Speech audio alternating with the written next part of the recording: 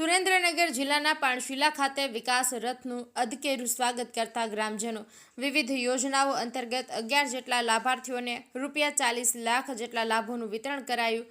સુરેન્દ્રનગર જિલ્લાના લીંબડી તાલુકાના પાણશીલા ગામે પ્રાથમિક શાળા ખાતે વિકાસ રથ કાર્યક્રમનું આયોજન કરવામાં આવ્યું હતું। રાજ્ય સરકારના વિકાસ કાર્યો અને જનકલ્યાણ યોજનાઓની માહિતી સીધા ગ્રામજનો સુધી પહોંચાડવાના ઉદ્દેશ્ય સાથે શરૂ થયેલા આ રથનું પાણશીલા ગામે ભવ્ય અને અધકેરું સ્વાગત કરવામાં આવ્યું હતું, જેમાં મોટી સંખ્યામાં ગ્રામજનો ઉત્સાહભેર જોડાયા હતા। પાણશીલા ખાતે આયોજિત મુખ્ય કાર્યક્રમમાં ઉપસ્થિત મહાનુભાવોના હસ્તે ₹5.5 લાખના વિકાસ કાર્યોનું ખાતમુહૂર્ત અને લોકાર્પણ કરવામાં આવ્યું હતું, જે ગ્રામ્ય સ્તરે માળખાગત સુવિધાઓને વધુ સુદૃઢ બનાવશે। વિકાસ કાર્યોના લોકાર્પણની સાથે સાથે સરકારી યોજનાઓના લાભોનું વિતરણ પણ કરવામાં આવ્યું હતું।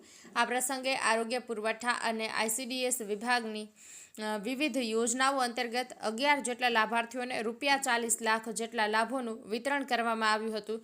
વિકાસ સપ્તાહની ઉજવણીના ભાગરૂપે આયોજિત આ કાર્યક્રમનો ઉદ્દેશ્ય માત્ર વિકાસ કાર્યોની માહિતી આપવાનો જ નહીં, પરંતુ રાષ્ટ્ર વિકાસમાં નાગરિકોની ભાગીદારી વધારવાનો પણ છે અને કાર્યક્રમના અંતે ઉપસ્થિત સર્વે મહાનુભાવો અને ગ્રામજનોએ એક સાથે મળીને ભારત વિકાસ પ્રતિજ્ઞા લીધી હતી, જે વિકસિત અને સમૃદ્ધ ભારતના નિર્માણ માટે સંકલ્પબદ્ધતા ધરાવે છે।